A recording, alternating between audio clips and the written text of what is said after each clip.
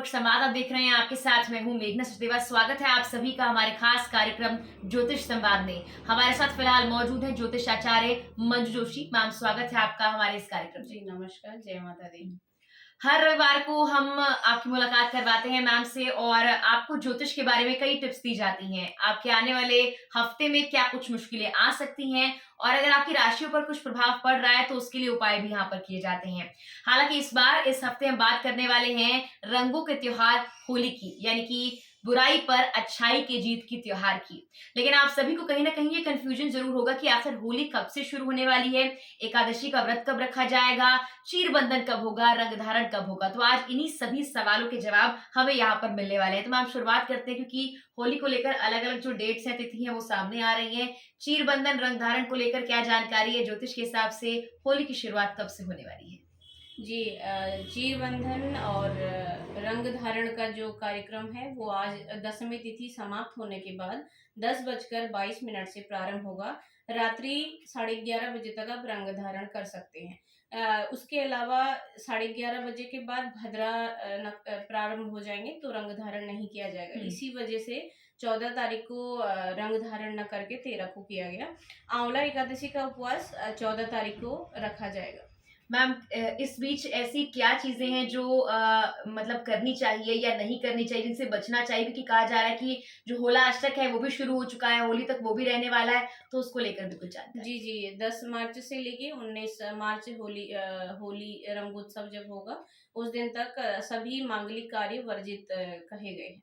Ma'am, जो होलिका दहन है उसको लेकर भी बहुत सारे सवाल हैं, लेकिन उससे पहले कि आखिर ये जो रंग धारण और चीर बंधन होता है ये क्या होता है, ये भी आपसे हम जानना चाहेंगे।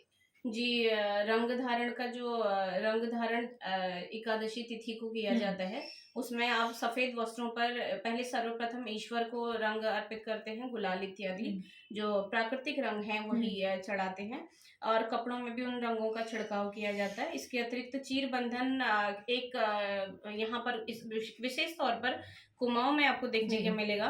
चीर बंधन से खड़ी होली का प्रारंभ किया जाता है। चीर बंधन क्या होता है वो मैं आपको बताऊं। एक कच्ची लकड़ी लेते हैं लंबी, उसको उसमें कई तरह के रंगीन कपड़ों को बांधकर उसकी पूजा इत्यादि की जाती है। उसी को चीर बंधन, इस विशेष तौर पर मंदिरों में ये कार्यक्रम किया जाता है। ये चीर बंधन का कार्यक्रम कुमाऊं में आपको देखने को मिलता है। मैम देखिए, होली मनाने के पीछे एक कारण होता है, एक कहानी है और हमारे धर्म में ये होता है, हिंदू धर्म में, कि हर त्योहार के पीछे एक कहानी होती है। हालांकि जैसे जैसे जमाना बदल रहा है हम उस कहानी का महत्व नहीं जानते, पर त्योहार मनाने में या तो व्यस्त रहते हैं या बहुत कम लोग त्योहार मनाते भी हैं। तो क्या कहानी है होली मनाने के पीछे ज्योतिष के अनुसार, उसके बारे में क्या कुछ जानकारी? जी सर्वप्रथम हम आपको होली मनाने का धार्मिक महत्व यहाँ पर बताएंगे। जैसे कि मैंने आपको बताया बुराई पर अच्छाई की जीत कह सकते हैं। एक हिरण्यकश्यप नाम के राक्षस राजा था, तो वो उसका वध भगवान विष्णु ने किया था, जिसका जो उसका भाई है उसका नाम हिरण्याक्ष था। तो उनसे विष्णु भगवान से प्रतिशोध लेने के लिए उसने विष्णु जी की घोर तपस्या की और उनसे वरदान प्राप्त किया कि मुझे न ही दैत्य, न दानव, न जमीन में, न आसमान में, न सुबह न शाम मुझे कैसे भी मृत्यु नहीं मिलेगी। तो भगवान ने उसे तथास्तु बोला। तो उसका जो परचम बुराइयां जो थी बढ़ती गई, जिससे कि पृथ्वी लोक में त्राहिमाम मच गया। तो फिर ईश्वर कहते हैं ना, ईश्वर की माया केवल ईश्वर ही जानते हैं। तो भगवान विष्णु के कह सकते हैं भक्त उनके घर में हिरण्यकश्यप के पुत्र के रूप में उन्होंने जन्म लिया, जिनका नाम प्रहलाद था। तो वो विष्णु जी के उपासक थे। क्योंकि हिरण्यकश्यप भगवान विष्णु का विरोधी दुश्मन कह सकते हैं था, तो उसको ये बात बहुत समझ नहीं आई कि क्या हो रहा है, मेरा ही पुत्र है लेकिन भगवान मेरे जो शत्रु हैं उनकी उपासना कर रहा है। तो उसने प्रहलाद को मारने के लिए बहुत सारी नई नई कह सकते हैं कार्यक्रम बनाए और उनके सारा जो उनको मारने के लिए कोशिश करी। तो तो फिर भगवान विष्णु हमेशा उनकी रक्षा करते थे। एक बार जो हिरण्यकश्यप की बहन है, उनको जो होलिका, जो जिस परिप्रेक्ष्य में होली मनाई जी। जाती है, होलिका को एक सॉल प्राप्त था जिससे कि वो आग में नहीं जल सकती थी। तो प्रहलाद को मारने के लिए जब उसके सारे हथकंडे फेल हो गए हिरण्यकश्यप के, तो उन्होंने अपनी बहन का इस्तेमाल किया वहां पर और उनको आग पर बिठाया, उनकी गोद में प्रहलाद को बिठा दिया। लेकिन जब वो आग में बैठने के बाद भी प्रहलाद विष्णु उपासना करते रहे और वो जो सॉल होलिका उड़ती थी वो प्रहलाद के ऊपर आ गया। इससे क्या हुआ, प्रहलाद तो बच गए और जी। होलिका का देहांत हो गया, वो समाप्त हो गई। तभी से होली उत्सव मनाया जाता है। और कहते भी हैं कि चाहे आप जितनी मर्जी कोशिश कर लीजिए, लेकिन बुराई का अंत तो एक न एक दिन होकर रहता है। और शायद उनकी तमाम कोशिश, यानी कि उस राक्षस की तमाम कोशिश के आगे भी जो भगवान की भक्ति है वो सफल हो गई, और इसी कारण से होली मनाई जाती है। हालांकि इसके कुछ वैज्ञानिक कारण भी है, वो भी हम मैम से जानने की कोशिश करेंगे। मैम देखिए, बहुत कम लोग होते हैं जो कहानी में विश्वास करते हैं, और कई लोग कहते हैं कि आखिर उस कहानी को लेकर हम आज के त्योहार क्यों मनाते हैं। लेकिन वैज्ञानिक कारण भी हमारे त्योहारों के बहुत सारे होते हैं, तो होली का वैज्ञानिक कारण क्या है? जैसे कि मैं आपको हमेशा ही बताती हूँ, हिंदू धर्म एक ऐसा धर्म है जहाँ पर सभी 30 त्योहार जो है उसके पीछे एक वैज्ञानिक रहस्य अवश्य होता है। यहाँ पर भी जो होली प्रारंभ होती है, होली का रंगीन रंग खेले जाते हैं, इसके पीछे भी वैज्ञानिक कारण है।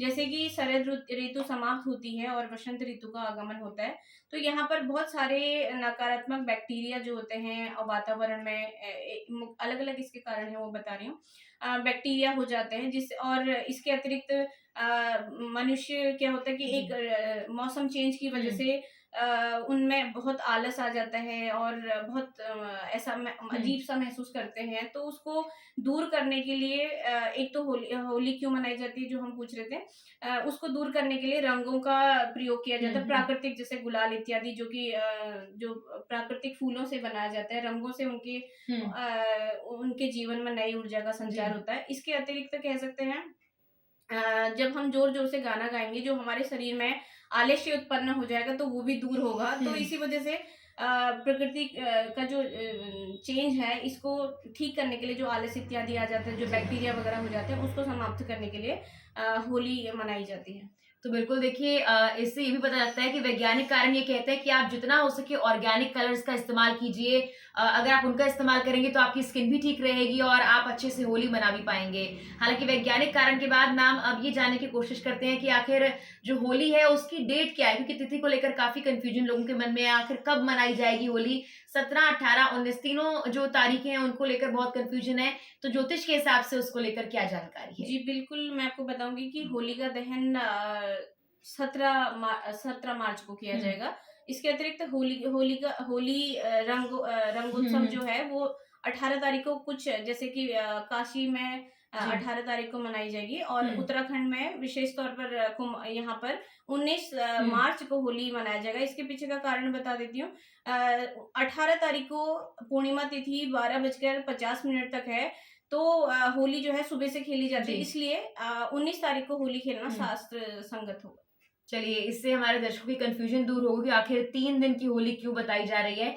मैम देखिए, रंगों का त्योहार है, लेकिन इस दिन सफेद रंग सब लोग पहनते हैं, और ये अभी समझ से परे है कि आखिर सफेद रंग क्यों पहना जाता है जब ये रंगों का त्योहार है, और उसी सफेद रंग पर हम जो है रंग गेरते हैं या डालते हैं, गुलाल का इस्तेमाल करते हैं। तो वो सफेद रंग पहनने के पीछे ज्योतिष क्या कारण मानता है? जी बिल्कुल, सफेद रंग का प्रयोग करते हैं होली में, आपने देखा है प्रायः। एक तो इसके पीछे मैं आपको बताऊं कि सफेद जो रंग है प्रेम और शांति का प्रतीक माना जाता है। इसके अतिरिक्त सफेद रंग, जब अब मौसम परिवर्तन हो रहा है, तो बसंत ऋतु का आगमन के साथ ही जो गर्मी बढ़ने लगती है, इसलिए भी सफेद रंग का प्रयोग किया जाता है। इसके अलावा सभी रंग सफेद रंग क्या है, सभी रंगों को ले लेता है, ठीक है। कहते हैं कि नकारात्मकता दूर करने के लिए, किसी के साथ हम अगर लंबे समय से दुश्मनी चल रही है, तो होली, कहते हैं होली का एक पर्व ऐसा होता है कि आप सभी में होली सब कुछ भूल जाइए और नया एक नई उमंग के साथ अपना जीवन पुनः प्रारंभ करिए। इसलिए सफेद रंग का प्रयोग किया जाता है कि दुश्मनी को भूलिए, और जैसे कि एक सफेद रंग सारे रंगों को अपने में ले लेता है, ऐसे ही बुराई को छोड़ के अच्छाई को आप लीजिए, बुराई को त्याग कर दीजिए, सफेद रंग की तरह बनिए कि सब कुछ एब्जॉर्ब कर लेता है। बिल्कुल, ये बहुत अच्छा संदेश है कि आप लोग सफ़ेद रंग की तरह बनिए, सब कुछ अपने में एब्ज़ॉर्ब कर लेता है और शांति का प्रतीक भी है, लेकिन रंगों के साथ आपको शांति और सद्भावना कैसे बनाए रखनी है, ये होली का त्योहार आपको सिखाता है। मैम, छलड़ी जिसे हम रंग भरी होली भी कहते हैं, उसको लेकर भी बहुत सारी चीज़ें हैं जो लोग जानना चाहते हैं कि सुबह शुरुआत कैसे करें या रंग किस पर डाला जाए? क्योंकि हम भगवान का जो है पहले तिलक करते हैं या उनको रंग लगाते हैं, पूजा-अर्चना करते हैं, भोग चढ़ाते हैं, तो एक विधि-विधान के साथ उनकी पूजा-अर्चना की जाती है, तो उसका तरीका शुरुआत दिन की कैसे की जाए होली वाले दिन की? जी, बिल्कुल, आप होली वाले दिन सर्वप्रथम ईश्वर को ही गुलाल अर्पित करें। उसके अतिरिक्त आप अपने घर में जो पारिवारिक आपके सदस्य हैं, उनको हुँ। गुलाल इत्यादि लगाइए। यहाँ पर होली वाले दिन कुछ चीज़ों को हमें ध्यान रखना चाहिए, जैसे कि सायंकाल में आपको होली नहीं खेलना चाहिए, जी। दिन में ही आप होली खेल लीजिए। इसके अतिरिक्त शमशान घाट के आस-पास जाने से बचिए। कहते हैं उस दिन नकारात्मक ऊर्जा प्रबल बनी रहती है, तो हुँ। इसलिए शमशान घाट में नहीं जाना चाहिए, रात्रि में बाहर हुँ। नहीं निकलना चाहिए और सर को कोशिश करिए सर हमेशा ढक के रहें। हुँ। इन चीज़ों का आप ध्यान रखें। तो मैम देखिए, ये तो बात हो गई रंग भरी होली की, लेकिन छोटी होली जिसे हम कहते हैं जिस दिन होलिका दहन किया जाता है, उसको लेकर भी बहुत सारी चीज़ें हैं जो जानना ज़रूरी है। पूजा-अर्चना भी उस दिन की जाती है और उस आग के आस-पास जो है महिलाएँ या उनके परिवार के लोग जो है वो घूमते हैं, तो उसका कारण क्या हो सकता है? या कितनी बार चक्कर लगाना होता है? मतलब इस तरह की तमाम जानकारी भी लोग जानना चाहते हैं। जी, जैसे चीर बंधन होता है, फिर हुँ। होलिका दहन होता है उस समय। जी। जैसे मैंने बोला कि होलिका दहन हुँ। मतलब कि बुराई को समाप्त करके अच्छाई की ओर, और इसके पीछे वैज्ञानिक कारण ये भी मैंने बताया। तो जो हमारे आस-पास मैंने बोला एक वातावरण बैक्टीरिया वाला हो हुँ। जाता है मौसम चेंज की वज़ह से, या फिर हम लोगों के अंदर भी नेगेटिविटी रहती है। हुँ।